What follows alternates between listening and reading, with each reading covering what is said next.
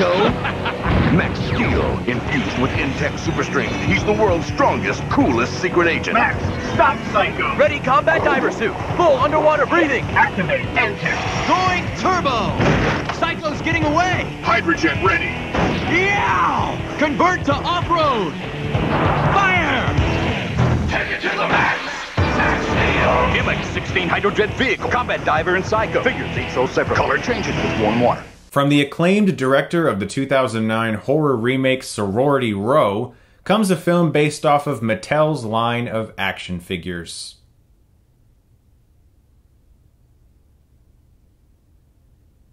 A young teenage boy, Max McGrath, moves to a small town with his mom after losing his father and discovers that he has strange powers. Some form of energy is seeping out of his fingers, he can control electronic devices, and he may just have a robotic friend following him everywhere who lost his memory. So I went and saw this film today because there were no press screenings and there were no late night Thursday showings like I usually go to if there are no press screenings, and I was completely alone in this theater. That sometimes happens to me in the middle of the night, but not at 4:30 p.m.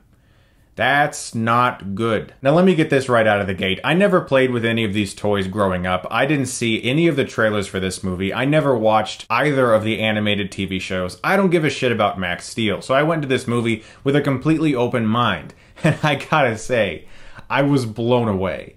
There is so much shit I want to talk about. So look, I have to do something. I don't usually do this with new releases, but it has to be done. This film, I can't review without spoiling. I can't. I have to. I will not feel complete within myself unless I talk about this film in depth. So I apologize if any of you are deeply invested in the release of Max Steel.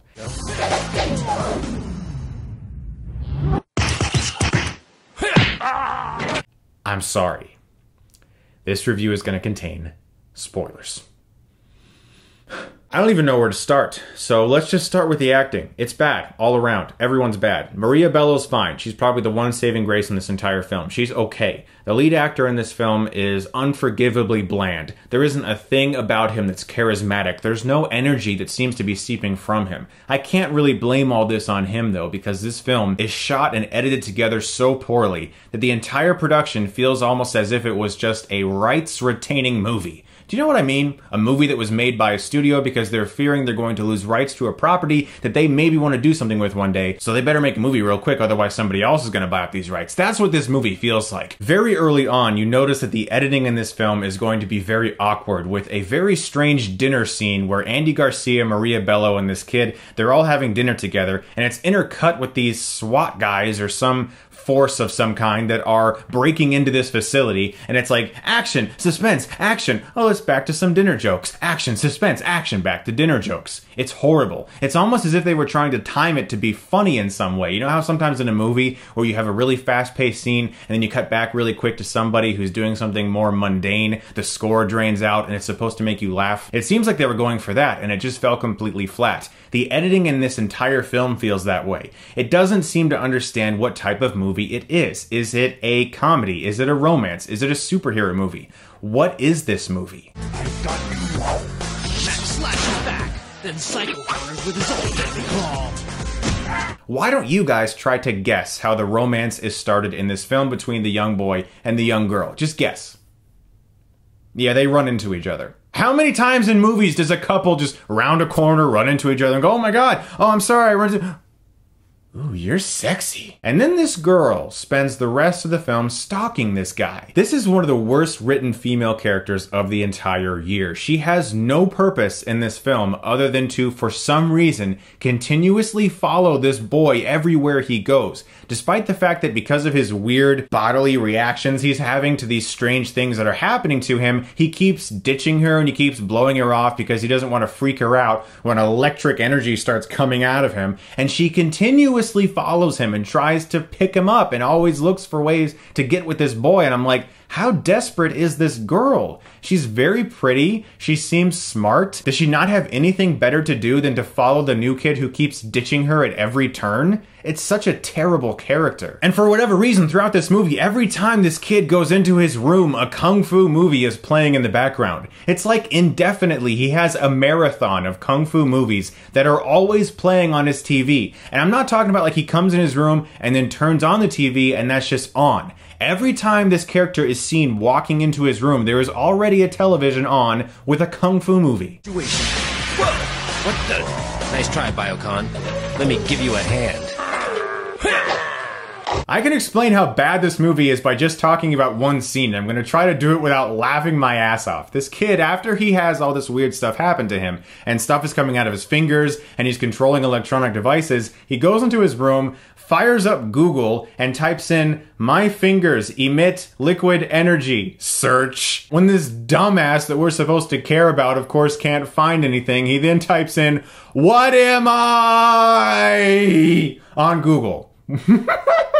There's also a ton of logical flaws, like they live right by this gigantic power factory, and when they go outside, they can see like every star in the solar system. And then like halfway through this movie, a flying robot named Steel shows up and starts talking to Max about everything. Apparently he has a weird past, but the robot can't remember the past. He's lost his memory, of course, because if the robot could just tell Max what he needed to know, the movie would be over, but for whatever reason, they of course make the robot lose his memory. The screenplay is so lazy that when the robot tells Max he can explain anything he wants to know, Max is like, okay, what's with all this liquid energy stuff? And the robot goes, pass. Now this could potentially be funny if the dialogue had any bite to it, but it doesn't. Of course, what was I expecting? This movie's based off a fucking action figure! And how was this kid not like freaking the hell out? Weird shit is coming out of his fingers, he can control electronic devices, he's blacking out in the middle of the woods, waking up with rashes and his clothes are burnt, and now a sarcastic robot is following him everywhere, and he's just like, yeah, man, my life really sucks. Oh no, the girl I like, I can't really be with her because weird shit's coming out of my hands. Damn, man. The adventure continues as Max and his trusty canine assault dog are hot on Psycho's trail. Is he close, Rex? Going down. So like randomly, just like out of nowhere, this kid realizes he's suddenly super strong and he can sort of will a suit into existence? He just like gets really excited all of a sudden and becomes Star Kid, that movie from 1997.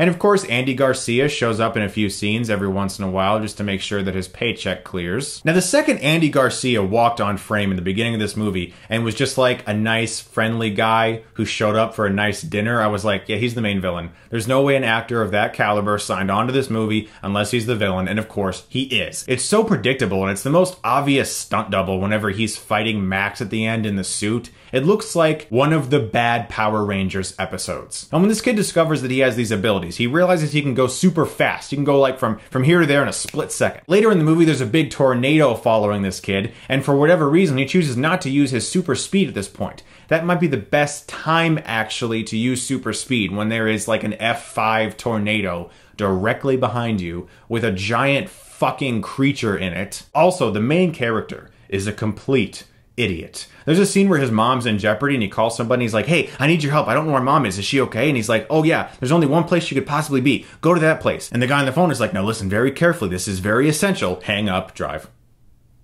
You're seriously about to hang up when the guy who tells you where your mom might be when she's in jeopardy says, listen very carefully. This is essential.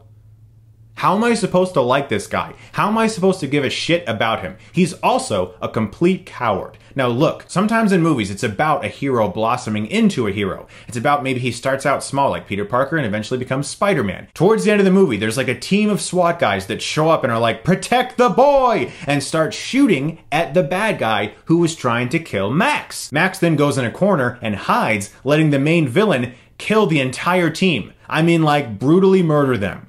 They're dead. and he's just over in the corner like, I can't do this. How am I supposed to give a shit about this guy? This is the very end of the movie, and he finally at some point decides, hey, I have an idea. He decides to let Andy Garcia just suck all of the energy out of him until he fucking explodes, which is like the biggest cliche. Whenever there's a power-hungry baddie, well, you should just give him all the power he wants, because he's gonna blow up.